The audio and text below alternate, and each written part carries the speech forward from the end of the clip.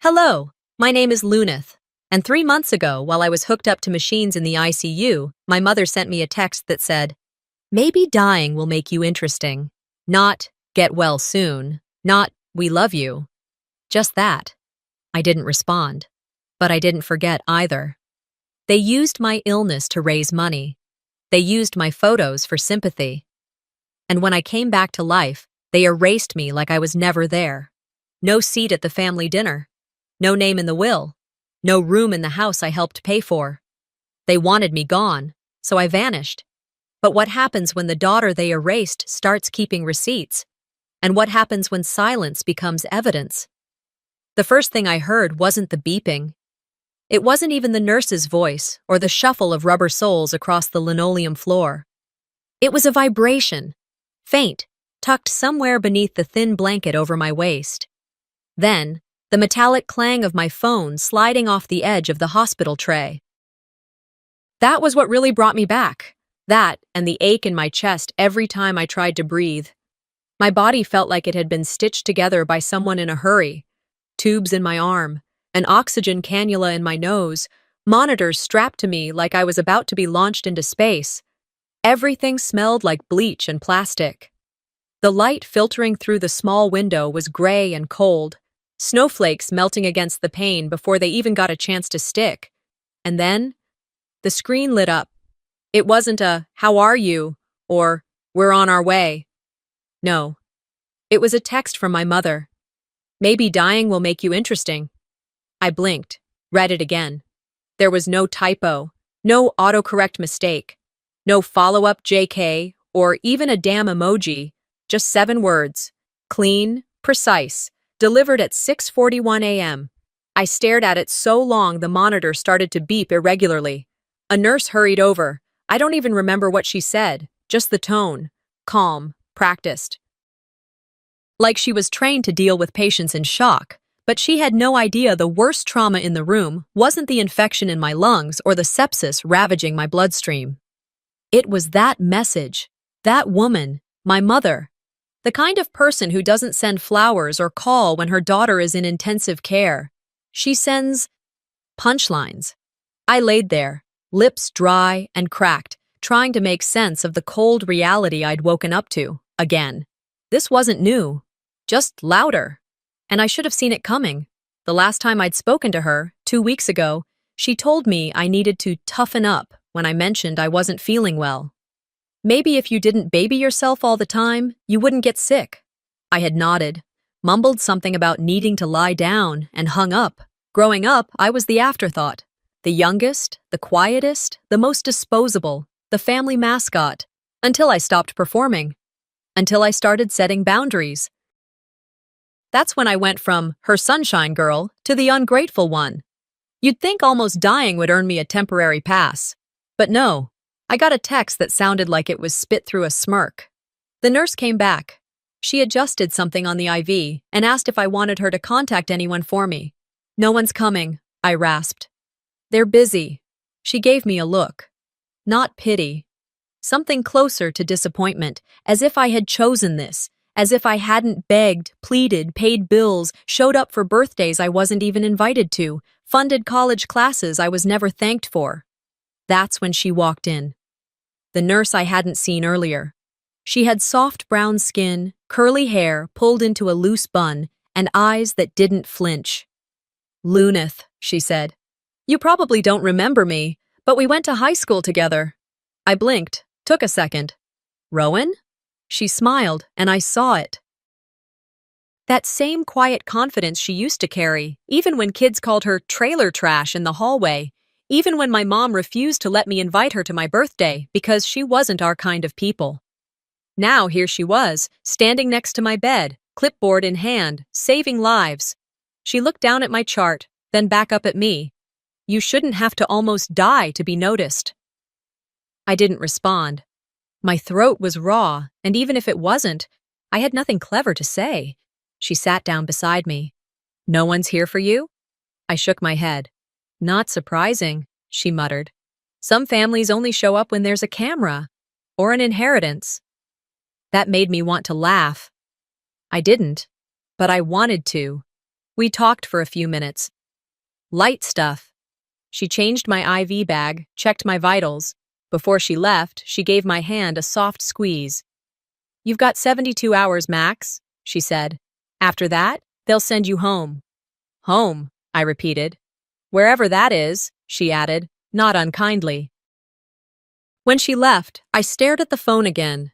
The message still sat there, glowing like a cursed artifact. "Maybe dying will make you interesting."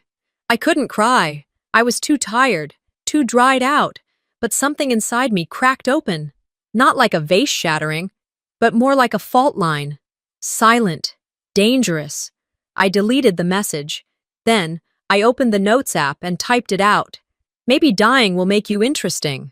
I stared at it, rewrote it on paper, ripped that paper, wrote it again. It became a mantra, a siren song, a war cry. You want me interesting? You want me loud? Fine. I laid back, watched snow spiral outside the window, and let a different kind of clarity settle in. For the first time in years, I wasn't trying to prove anything.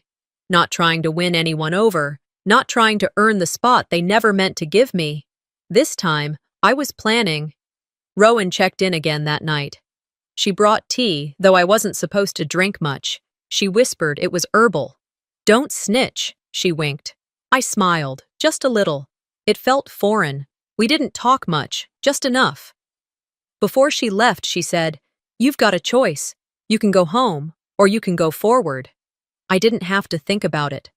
"I've already decided." I turned off my phone. I closed the laptop lid, but I didn't move right away. There was something heavy in my chest. Not from the infection this time, but from clarity. The kind that doesn't burn or stab, but sits inside you like a weight you know will never truly lift. The kind of clarity that means there's no going back. By the time the nurse came in to check my vitals, I had already signed the discharge forms. No one came to pick me up. No balloons, no flowers, no mother crying in relief at the end of my hospital bed. Just a hospital-issued paper bag with a spare inhaler, 2 folded prescriptions, and my phone charger tangled around my wrist like a tourniquet I'd forgotten to take off. Outside, the sky was a pale smear of white. A few snowflakes clung to the corners of the glass doors. I walked slowly, each step reminding my body that it still belonged to me. The city bus stop wasn't far, but the wind cut through my coat like it hadn't gotten the memo I was already bruised. When I climbed into the bus, the driver gave me a quick glance but said nothing. I sank into a window seat, the plastic cold against my back. Across from me, a young mother held her daughter close, both bundled in matching knit scarves. The little girl was giggling about something, eyes wide and unafraid. I watched them for a moment too long, and when the mother noticed, she smiled politely and pulled the child closer. I turned away, pressed my forehead against the fogged window, whispered to myself, "I survived death, but I still have no one waiting." Back at my apartment, the mailbox was stuffed.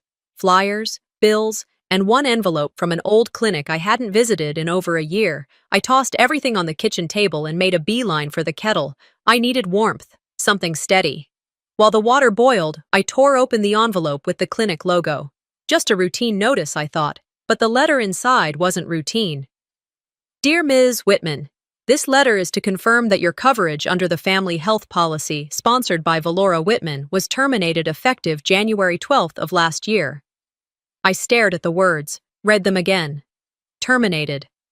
Last year. It didn't make sense. Or maybe it did, and I just hadn't wanted to see it. My hands trembled as I pulled open my laptop again. I searched my email, scrolled through financial statements. Nothing. No warning. No call. No, "Just a heads up, sweetie, we took you off the plan." Instead, I found a transaction dated 3 months after my removal. My mother had added Dorian to the policy, my brother, the one who hadn't held a job longer than 6 months in the past decade. The same brother who accidentally overdrafted their joint account so often that I eventually paid their rent directly to the landlord. My breath hitched. I sat down hard, letting the paper fall to the floor. Flashback. Sophomore year of college. I picked up a second part-time job at a coffee shop to help cover the family's health premiums. Seraphine had dental surgery. Zinnia had that expensive allergy panel. Dorian? I don't even remember what it was. Something about back pain from gaming too long. Back then, I thought it meant something, that I was the glue holding us together, that maybe, just maybe, they'd finally see me.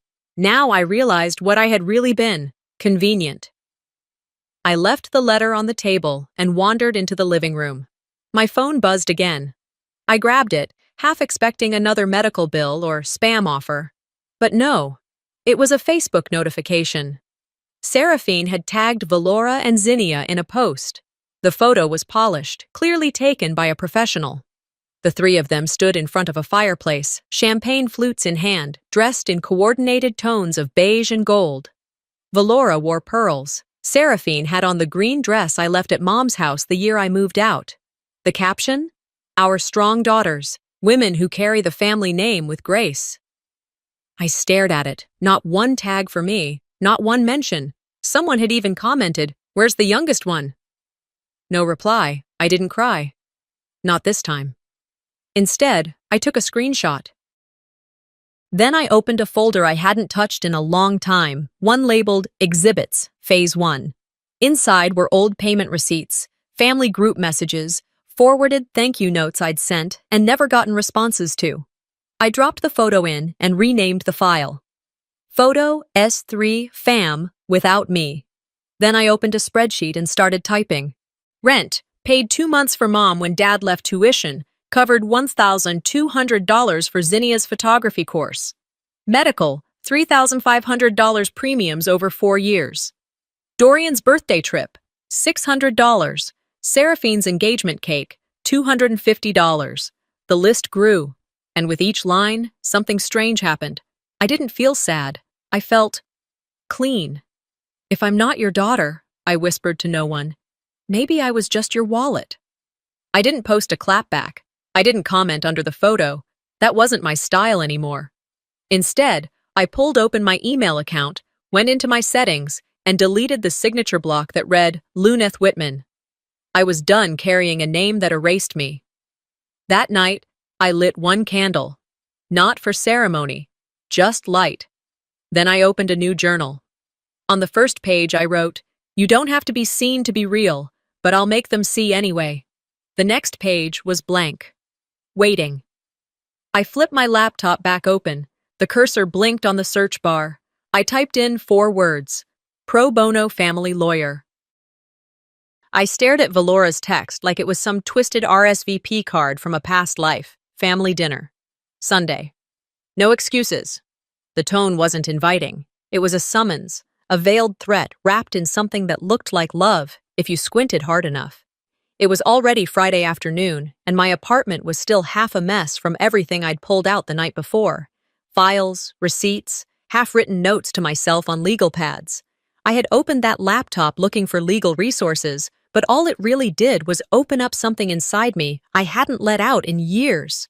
I was still sitting at the kitchen table when my mind started wandering. The spreadsheet was open on my screen, and somehow I had found myself back in the folder labeled Exhibits, Phase 1. And there it was, Seraphine's graduate ceremony photos. 3 years ago, I'd helped her fill out her application for the accelerated master's program. When she got accepted, she called me sobbing. And when the tuition bills came in, she told me, "You know how Mom is about women needing their own money? If she helps, she'll hold it over me forever." I understood. I covered 18 months of tuition, $19,800 to be exact. I remember every damn cent because I put off fixing the brakes on my car for months to afford it. I flew out to her ceremony in Seattle, took photos, sat next to our mother in a pew where I felt like a borrowed coat. There, but not fitting. Then came the moment, the speech. Seraphine stood on that stage with her perfect curls and perfect posture and said, "I owe everything to the women who raised me, especially Mom, for teaching me the importance of resilience." That was it. No wink, no hidden code, just a clean erasure. I clapped. My hands stung. And when I looked at Valora beside me, she just nodded like the queen of a parade, waving at strangers. My throat tightened just remembering it. I minimized the folder and stood up. I needed air. I grabbed my coat and stepped outside. Portland's air was damp, laced with the scent of rain on pavement. The clouds hovered low, like they were deciding whether to pour or just sulk. The sidewalk cafe across the street was quiet. I ordered coffee to go and waited, checking my phone out of habit. Nothing new, just that damn text still sitting there, unread. "We expect you there." Like my presence was expected, not desired. Like I was a role, not a person. By the time I got back to my apartment, a second wave of memory had already started washing over me. Dorian's wedding, that circus. It had been 2 summers ago. I paid for the venue because Valora forgot to put down the deposit, and the caterer almost backed out until I wired the balance. DJ, too. I even helped Seraphine pick out Dorian's cake because he couldn't decide between red velvet and carrot. At the reception, Zinnia stood up, clinking her glass with a spoon, smiling at the crowd. "Let's raise a toast," she said, "to the people who made today possible. Mom, for keeping us grounded, and Seraphine for organizing everything down to the last flower." The crowd cheered. I drank champagne in silence. No one mentioned I paid for the damn thing. Later that night, Valora found me on the balcony. She handed me a glass of white wine like it was a reward and said, "Real generosity is quiet, sweetie. That's how you know it's genuine." I smiled, the kind of smile you wear when your molars ache from holding back. Back in the present, I sat down and opened a new document. I started typing out everything I had ever paid for in that family. But this time, I added columns: date, amount, who benefited, and who got credit. The pattern became obvious. I gave, they took, they erased. And now they wanted me at dinner? As if on cue, the buzzer rang downstairs. I glanced at the intercom. No one had said they were coming. I buzzed them in, half curious, half dreading. A package sat at my door when I opened it. Brown craft paper, no return address. Inside, a letter written in neat cursive, blue ink, faint lavender perfume, unmistakably Aunt Thora. She was Valora's younger sister, the only one who ever sent me a birthday card without it being a group signature. The letter read, "Luneth, I've watched for years. We all have. You weren't imagining it. Your mother resented you because you made her look bad, by surviving more than she ever did, by not crumbling the way she hoped you would. She saw your strength and mistook it for rebellion. And we let her, because we were afraid of being shut out like you were, of becoming the enemy. I don't expect you to forgive us, but I needed you to know you were never invisible, just inconvenient, and that's on us. Thora." I sat with that letter for a long time, not because it shocked me, but because it confirmed what I had never said out loud. I folded it, placed it in the same folder as the graduate speech photos and the wedding toast video. I renamed the folder Exhibits, Family Pattern. After a while, I opened the spreadsheet again.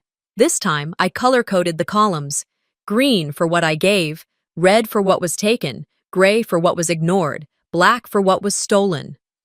"You can't gaslight math," I whispered. I clicked save and leaned back in my chair. Then, I opened a new folder on my desktop, labeled it Phase 2, Contingency Legal. 1 document, 1 email. Subject line, Pro Bono Family Rights Lawyer Inquiry. I hovered for a second, then clicked send. Before I could even close the browser, my phone buzzed. It was from Valora. "Family dinner Sunday. We expect you there. No excuses." Not an invitation, a command. I stared at it, then at my screen, then back again. They still thought they had the right to summon me. They still believed I would come running, but they'd forgotten one thing. The forgotten never forget. By the time Sunday rolled around, I had packed my overnight bag twice and unpacked it 3 times. I wasn't sure why I kept bothering. I wasn't staying at the house, and I had no illusions about being welcomed like a daughter returning home. But habit has a strange way of lingering, like muscle memory from a time when I still thought love could be earned. The flight to Bozeman landed just after 3 in the afternoon. Cold air slapped me in the face as I stepped onto the jet bridge, but it wasn't the weather that made me shiver. It was the memory of walking into that house one too many times, hoping this time might be different. This time they might see me. A rental car, and 20 silent minutes later, I pulled up to the family home. The siding was the same pale green I remembered, though faded and curling at the edges. The welcome mat still had that coffee stain from when Seraphine's ex spilled his cup and no one ever bothered to clean it properly. Even the same wreath from 2 Christmases ago still clung to the door, faded berries drooping like they knew they'd been forgotten. I stood at the edge of the walkway for a moment, debating whether to turn around and drive straight to a hotel. But I'd come this far, and they were the ones who invited me. Inside, the air smelled like lemon pledge and tension. The fireplace was lit, logs crackling like someone had ordered ambiance. The living room looked like a set from a catalog, carefully arranged, emotionally vacant. On the mantel hung a new family photo. Seraphine, Zinnia, and Dorian smiled back at me, posed in coordinated outfits. No me, not even a hint that there used to be a fourth. My stomach turned. "Lunith," Seraphine called from the dining room, her voice light, too rehearsed. "There you are." She approached with a glass of white wine, her heels tapping over the hardwood like punctuation. "Glad you could make it." I took the glass, not because I wanted it, but because rejecting it would spark a conversation I didn't have the energy for. Dorian mumbled something that resembled a greeting without making eye contact. Zinnia offered a side hug and a quick, "Love that coat," like I was a guest she didn't expect to stay long. Valora entered last. She looked me over the same way someone checks fruit at the grocery store. Polite, clinical, disinterested. "You look tired," she said. "Still in that little tech job?" I didn't answer right away. "It's a cybersecurity firm, not that little anymore." She smiled with her mouth only. "Well, at least it's something." Dinner was served like a performance. Roast chicken, sweet potatoes, salad no one touched. Conversation stayed polite, skimming the surface like a pond no one dared to disturb. And then Valora stood, clearing her throat like she was about to deliver a eulogy. "I have something for everyone," she said, lifting a stack of ivory envelopes from the credenza. "Just some paperwork for clarity, estate stuff, no big deal." She passed them around like party favors. One by one, the siblings opened theirs, expressions neutral. I waited until mine was in my hands before sliding my thumb under the flap. Nothing. No pages, no bullet points, no clauses or signatures, just air. I looked up. Valora met my gaze. "You left us," she said, voice even. We had to move on. The air in the room shifted, just slightly, like everyone exhaled at the same time, but tried to pretend they didn't. "I'm not even listed?" I asked. "You made your choices," she replied. "Actions have consequences." Seraphine sipped her wine. Zinnia adjusted her napkin. Dorian stared at the salt shaker like it held all the answers. "You erased me," I said, louder than I intended. Valora's voice dropped an octave as she stepped closer.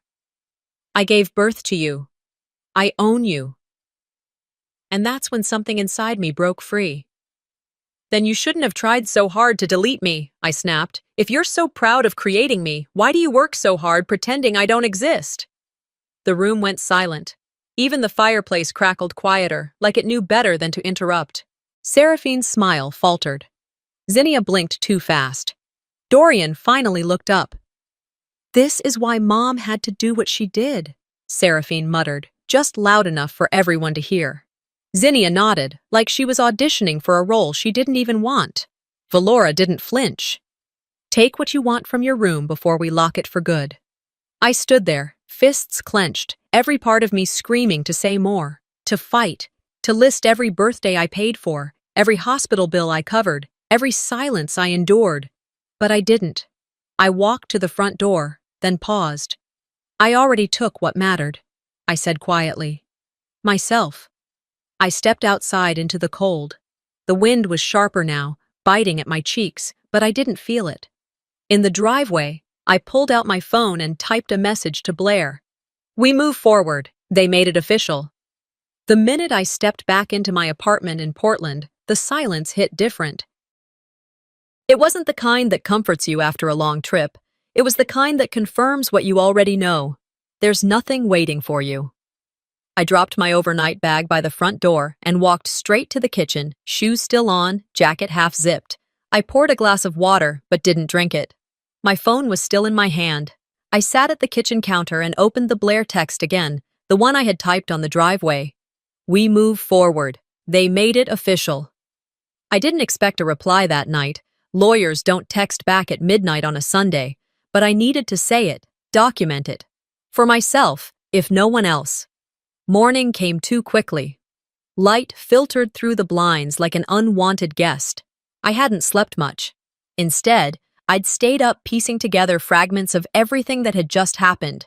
My erasure from the will, Valora's smug expression, Seraphine's superiority like she was playing hostess on cable TV. By 8 a.m., I was seated at my desk, coffee in hand, the laptop glowing. I opened the folder I'd created last week. Phase 2, Counteraction. Spreadsheets, screenshots, legal resource bookmarks. There was no roadmap for reclaiming the pieces of your identity after your own family tries to wipe them out, but I figured this was close enough. I clicked on the template for financial abuse documentation and began pulling numbers from old statements. As I worked, I turned on the voice recorder on my phone and began speaking, mostly to keep myself grounded. If it comes to court, I said aloud, I'll need memory proof. Emotion's unreliable. Memory isn't. It felt strange at first, talking to a machine, but over the next 2 hours, I slipped into a rhythm. Voice memos, data logs, even time-stamped screenshots of old Venmo transfers. I labeled everything. I wasn't just fighting back, I was organizing. Around 11, I took a break to stretch and check my phone. There was a notification from Instagram. Someone had tagged me in a photo. That was unusual. I didn't keep that account active. Curious, I opened it. It was a post from a Napa-based wedding planner. The image was polished and pretentious. Seraphine and Melis, my ex, standing in front of a vineyard, hands intertwined, with engaged written in calligraphy overlaid across the sky. I blinked at the screen. There he was, smiling in that same suit I once helped him pick out for a job interview he never got. The caption beneath it made my stomach turn. Thanks to Mom for the perfect match. There it was. Not just betrayal, not just erasure, this was orchestration. Melis had once told me my mother gave him the creeps, said she stared at him like he was some replacement for a thing she never got to control. I should have known. I should have trusted that discomfort. I didn't cry. I didn't even feel rage. Not right away. I felt disgust, cold and deep. I closed the app and went back to my laptop. I created a new folder inside Phase 2. Labeled it Reputation Exploitation, Internal Family Collusion. Inside, I started dragging in files, photos, messages, timelines. The way Valora had gone from cold to manipulative when Melis started pulling away from me. The forced Thanksgiving invites, the time she'd pulled me aside and said, I always thought he was a better fit for Seraphine. You're too serious for him. At the time, I thought she was being bitter. Now, I saw it clearly. She was being strategic. I spent the afternoon setting up recording apps on my phone. Any call, outgoing or incoming, would now be automatically archived. I didn't have many conversations these days, but when I did, they were rarely innocent. I also backed up every financial record I could find. Wire transfers, PayPal receipts, monthly allowances I'd sent when Seraphine couldn't make rent, and Dorian's car got towed for the 3rd time in 1 year. Everything went into separate folders. Property theft, character defamation, pattern of financial exploitation, no drama, just receipts. By dusk, I sat on the couch and opened the group family chat. The same one that had sat dormant most of the year, except when Valora sent out birthday reminders or forwarded funny political memes no one laughed at. I typed, Hey, just a heads up, I'll be disconnecting from all financial ties next week. Plan accordingly. Then I hit send. No one responded. But within 2 hours, Zinnia posted a story on her Instagram. Some people forget who helped them become anything. Subtle, classy, petty. I laughed, not because it was funny, but because it was so predictable. This was how they operated. Hide behind suggestion, never speak the truth directly. That way, they could always deny it when called out. I spent the rest of the evening recording a private video of myself. "Hi," I said to the camera, no makeup, sweatshirt on, hair pulled back. "This is for legal backup, time-stamped, no edits." I took a breath. I'm not crazy, I was erased. And now, I'm reconstructing the truth, not for vengeance, for accuracy, for protection. I paused, then looked into the lens again. If anything happens to me, my phone, my accounts, my apartment, check this folder first. I uploaded the file to a secure cloud drive. One shared contact, Blair. I was about to close my laptop for the night when a new email came in. No sender, no subject. I hovered over it for a moment. Something about it felt off. I clicked it open, black text on a white background. "You better stop, or we'll ruin you harder." I didn't sleep that night. The message sat in my inbox like a shadow. 5 words, no name, no context, no warmth, just a threat. "You better stop, or we'll ruin you harder." I didn't forward it to Blair right away. Not yet. I needed to sit with it first. Let it marinate in the pit of my stomach, turn over every word until it didn't feel like fire anymore. Just data, a file, another exhibit. The next morning, I woke up earlier than usual. I skipped coffee, skipped the news. I opened my laptop and did what I always do when something hurts. I went looking for the source. I ran the message through a metadata checker. The IP was masked. Whoever sent it knew just enough to cover their tracks, but not enough to shake me. I wasn't rattled. I was resolved. A few hours later, while organizing the growing folders of legal evidence, my phone pinged with a message from a friend I hadn't spoken to in over a year. "Hey, is everything okay? I saw your GoFundMe page. I didn't know things were still that bad." I blinked at the message, then again, then I opened the browser. It took one search, just one. GoFundMe. My name, my face. There it was, front and center, my photo in a hospital bed, pale and wired to machines. Caption: "Help Lunith recover from her devastating illness. Ongoing costs, therapy, support her brave journey." The profile was listed under the name Valora Whitman. The organizer? My mother. There were updates too, each more dramatic than the last. Still can't walk. Needing long-term care. Fighting for her life every day. I wasn't in a wheelchair. I wasn't incapacitated. I had been back at work part-time for over a month. But apparently, Valora had raised over $6,200 on the back of my image and my silence. The violation didn't hit like a scream. It was quieter than that, more surgical. I read every line of every update, fingers cold on the keyboard. Every dollar donated, every sympathetic comment from strangers who believed the story. I screenshotted everything, every update, every donation name, every time Valora called herself the devoted caregiver. I wasn't furious, not in the way they probably expected. I wasn't crying. I wasn't calling. I was calculating. I picked up the phone and called Blair. "We're moving forward with the fraud case," I said flatly. She didn't ask why. She didn't need to. "I'm drafting the cease and desist letter now," she said. "Do you want it served personally or by mail?" "Both," I replied. "And I want it sent to the board of directors at her charity, too. They should know who they're working with." "That's fair," Blair said. "Send me everything. Screenshots, timestamps, donation logs." "I'm already on it." I spent the next 2 hours downloading the comments. One from an old neighbor. "Valora, you're a saint. What would Lunith do without you?" Another from one of Valora's bridge club friends. "She always spoke so highly of her mother. This breaks my heart. They were building her a pedestal with my blood, and they thought I wouldn't notice?" That evening, as I was prepping the document bundle for Blair, my phone buzzed again. This time, it was Zinnia. "You're being dramatic," the message read. "It's just a fundraiser. She was worried about you." I didn't reply. 5 minutes later, Seraphine posted on Instagram. A black square. White text overlaid. "Some people live to destroy, not to forgive." I took a screenshot, added it to the folder labeled Public Narrative Manipulation. Dorian, as usual, remained silent. Then came the email. From Valora. Subject: Love no greeting, no formatting. Just this.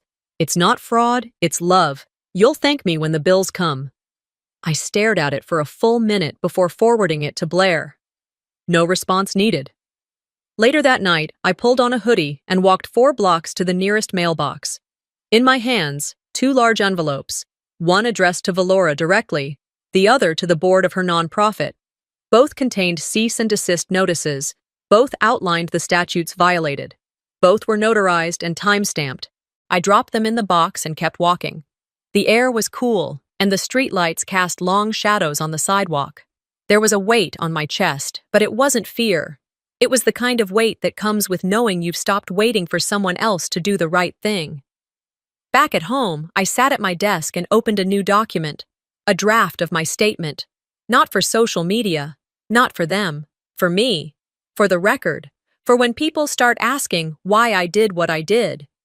Before I could even finish the opening paragraph, an email popped up.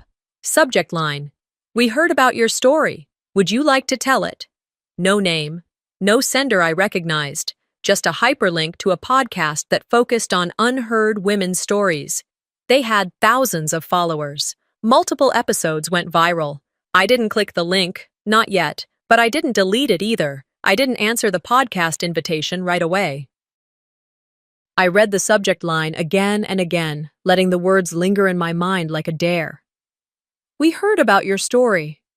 Would you like to tell it? There was no pitch, no marketing lingo or PR bait, just a simple question. By noon the next day, I'd read it enough times to know the answer was yes, but on my terms. That afternoon, I met with the podcast producer Ava in a modest studio tucked behind a bookstore in downtown Portland. She was younger than I expected, but with a calm presence that immediately put me at ease. There were no camera crews, no stylists, no makeup artists, just 2 mics, a glass table, and a quiet room. I don't want to name names, I told her, and I won't scream into the mic. She nodded. That's not what we're here for. I'll bring documents, I added. Receipts, photos, you can use my voice, not my face. Ava smiled. That's exactly what makes this story matter. The following day, we recorded. I didn't start with the ICU. I started with the math. Over $80,000, I said, in the last 10 years, paid directly to family members, on their behalf, or for their needs. I recited the figures like a report: tuition, medical, mortgage payments. I wasn't listed on, groceries I never ate, car repairs, wedding deposits, no drama, no shaking voice, just facts. I wasn't the forgotten daughter, I continued. I was the useful one, until I stopped being useful. Ava sat quietly across from me, letting me tell the story uninterrupted. Her eyes didn't widen at the worst parts. She didn't flinch when I recounted the time my mother stood on stage and used a picture of me, tubes in my arms, to raise money for a charity that never saw a cent of it. I showed her the fake GoFundMe, the messages from people who donated, thinking they were helping me. The captions Valora had written about my bravery, the word resilient, used like a marketing slogan. The interview lasted an hour. I ended with a line I'd written in my notes the night before. When people erase you, the best revenge is showing up documented. Ava nodded, then whispered, That might be our episode title. As I walked out of the studio into the early spring drizzle, I felt lighter, not vindicated, just aligned, like all the scattered parts of me were slowly starting to form a shape again. But the peace didn't last long. 1 week later, I was cooking dinner when my phone buzzed with a new audio message. It was from my mother. I didn't press play right away. I stared at the waveform on the screen, thumb hovering, mind hesitant. Eventually, curiosity won. Her voice filled the room, slightly muffled.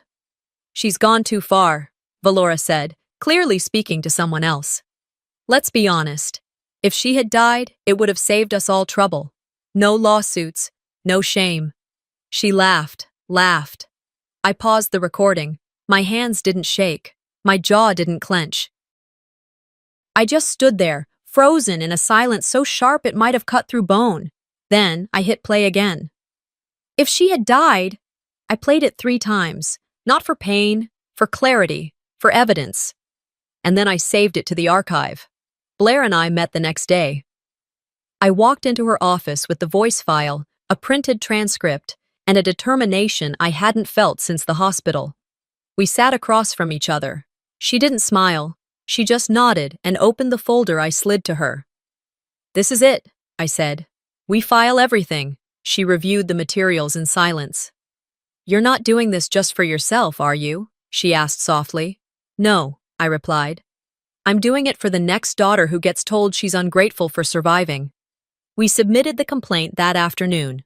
The charges were straightforward: identity fraud, unauthorized use of medical imagery, emotional harassment.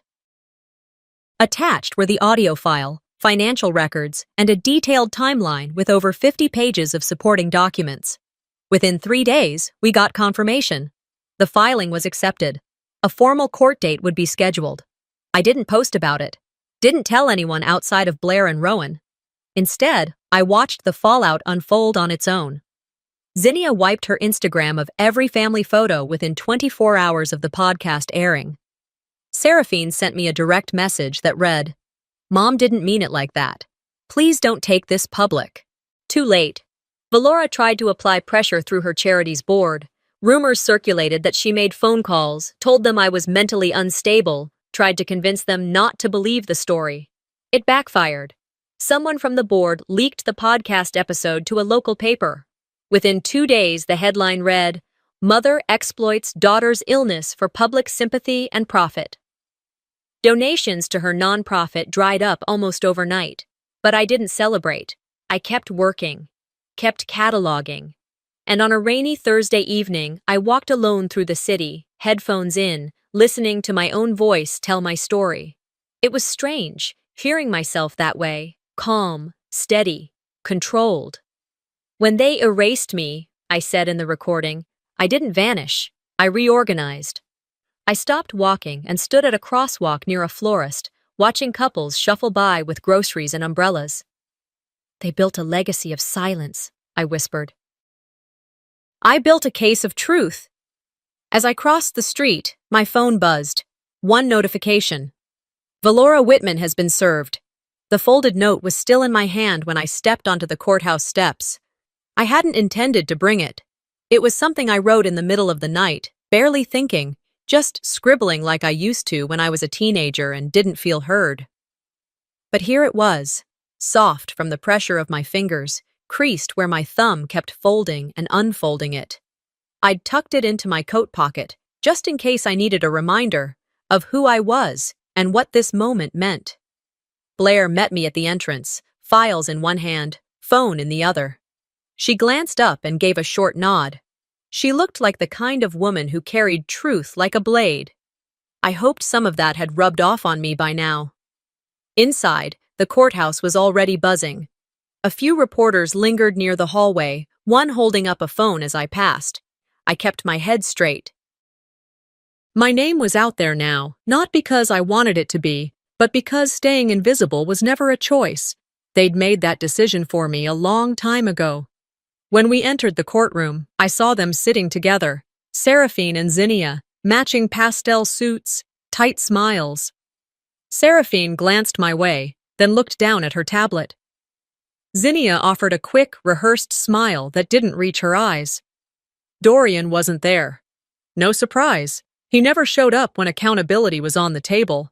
Valora came in last, sunglasses still on, even though the room was lit by cheap overhead fluorescents.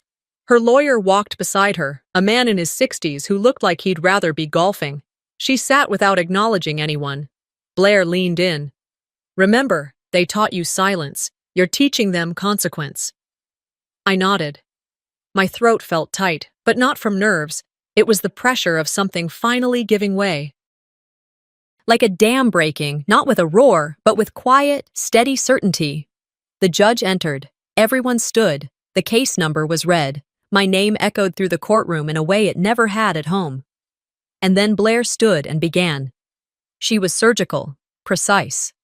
She walked the court through every document, Financial records, screenshots, donor receipts from the fake GoFundMe, timestamps from manipulated images. Then came the audio. She pressed play, and Valora's voice filled the courtroom. If she had died, it would have saved us all trouble. No lawsuits, no shame. The silence afterward wasn't awkward, it was weighted. Seraphine shifted in her seat. Zinnia blinked rapidly, her perfectly applied mascara suddenly less composed. Valora didn't move, not a blink, not a twitch. Just that practiced stillness of someone who believed they could outlast the truth. But the truth wasn't waiting anymore. It was standing, in heels. With backup. The judge didn't need long. After reviewing the exhibits, he looked toward the bench with measured calm. "Miss Whitman," he said, addressing Valora, "this court finds sufficient cause for civil misconduct, including identity fraud and defamation of character through digital exploitation." Valora's attorney started to object, but the judge raised a hand. "You had your chance. You failed to respond to discovery requests. That tells me more than your objection." Then came the motions. Blair filed for an emergency freeze on all family assets. The house. The accounts tied to Valora's name. Even the property in Arizona I hadn't known about until 3 days ago. She also filed a motion to reverse property transfers, including the house I'd helped fund years ago. She moved for immediate removal of Valora from her position on the charity board, citing ethical violation. The judge approved every motion, one gavel strike, just one. That sound was louder than every scream I'd ever swallowed.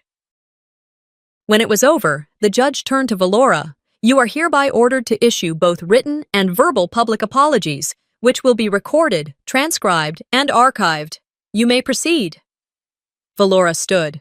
Her lawyer handed her a sheet of paper. She didn't unfold it for a moment. She just stared at the judge. Then, with the mechanical grace of someone reading an unfamiliar language, she began. "I misrepresented my daughter. I used her image without consent. I damaged her reputation. I accept full responsibility." No pause, no hesitation, just recitation. Her voice was even. Her hands didn't shake. And yet, the room changed. No one clapped. No one gasped. But the air itself felt different, denser. I didn't smile. I didn't nod in victory. I simply breathed. The judge offered a final word of caution, reminded all parties of their responsibilities moving forward, then dismissed us. Outside the courthouse, the reporters were waiting. Flashbulbs, microphones, too many questions. One asked, "Will you be reconciling with your mother?" I stopped walking. "Reconciliation isn't a reunion," I said. "It's accountability." No further comment. That night, after the flight back to Portland, I found myself walking one more time through Bozeman, virtually. I opened the real estate site and searched the address. The house was now listed as pending litigation. I opened the old photo of the front porch, the chipped paint, the worn wreath, the mat that never got cleaned. Then I took out the note I'd written days earlier, the one I had folded and carried to court. "You had my silence. Now I have the rest."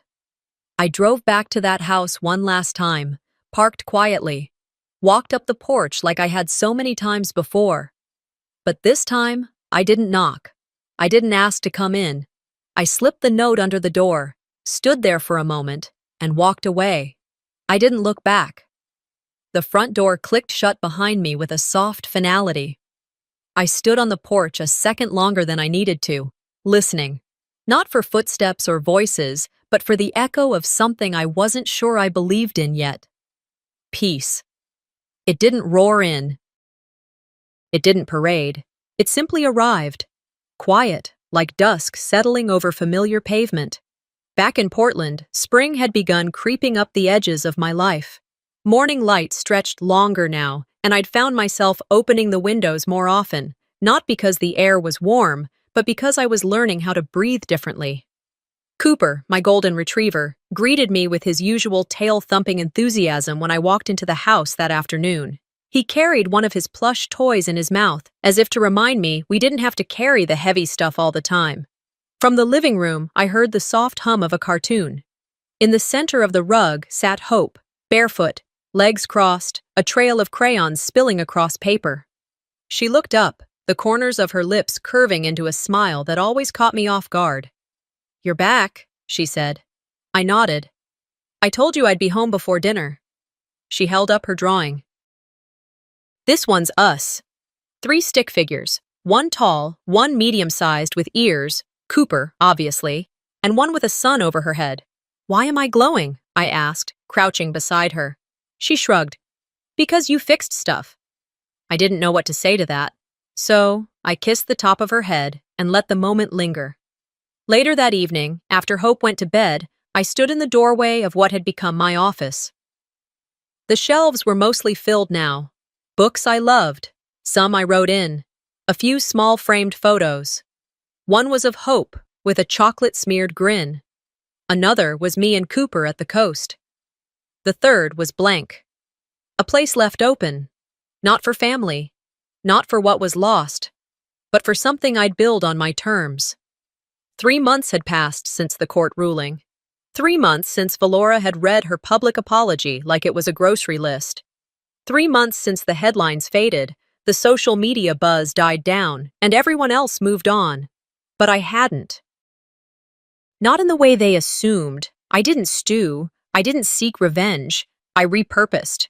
The transfer of property was finalized just a few weeks after the court decision. The Bozeman house, my childhood home, the place that held more shadows than memories, was now mine. But I didn't claim it for nostalgia. I claimed it for purpose. The Solace House. That's what I called it. It wasn't flashy. No ribbon-cutting ceremony.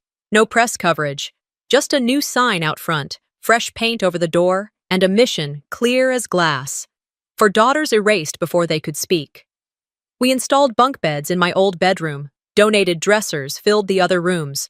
Volunteers helped convert the basement into a counseling space. There was a reading nook, a community kitchen. The first week, we welcomed 3 women. The second week, 5. Every time I walked through those halls, I remembered what it felt like to be silent in your own home. I never wanted another woman to feel that way again. One quiet Thursday, I returned home from the shelter to find a small package on my doorstep. The handwriting on the envelope was instantly familiar. Aunt Thora. Inside, a single piece of stationery. The same powder blue she always used. Her cursive, steady as always. Luneth. Forgiveness is not approval. It's permission. To live without their weight. You've earned every breath you take now. Every one of them. You don't owe anyone a version of yourself that bleeds just to make them feel clean. Live well. That's the only apology they'll never know how to give. Love, Thora. I sat with that letter for a long time. I didn't cry. I didn't need to. Some things deserve quiet, not silence, but stillness. I folded the letter and placed it in my desk drawer beside the adoption paperwork I was still waiting to finalize. Hope's caseworker had already noted the progress. We were a stable household. Words I never thought would apply to anything with my name on it. That night, after Hope was tucked in and Cooper had curled himself at the foot of the couch, I opened my laptop. There, staring back at me, was the folder labeled Phase 2, Counteraction. I hovered over it, and then, slowly, I clicked delete. It didn't feel like loss. It felt like release. In its place, I created a new folder, Hope's Adventures. The first file I saved was a scan of her drawing from that morning, the one where I was glowing.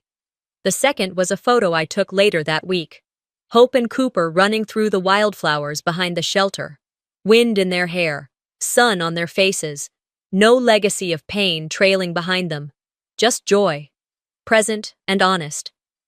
Later, I opened my journal, an old habit I'd picked back up, and wrote a single line. I didn't die, but I did disappear, and then I chose to be found. As I closed the book, the voice that once haunted me whispered from some dusty corner of memory, "Maybe dying will make you interesting." I smiled. Interesting isn't what they remember, it's who you become when they forget you. Sometimes the hardest battles aren't fought in courtrooms or through arguments. They're fought in silence, in walking away, and in choosing to heal instead of retaliate. This story wasn't about revenge, it was about reclaiming worth, even when your own family tries to bury it. What would you do if someone you trusted tried to erase you? Let me know in the comments, and don't forget to subscribe if you want more true stories like this, where survival isn't the end, it's just the beginning.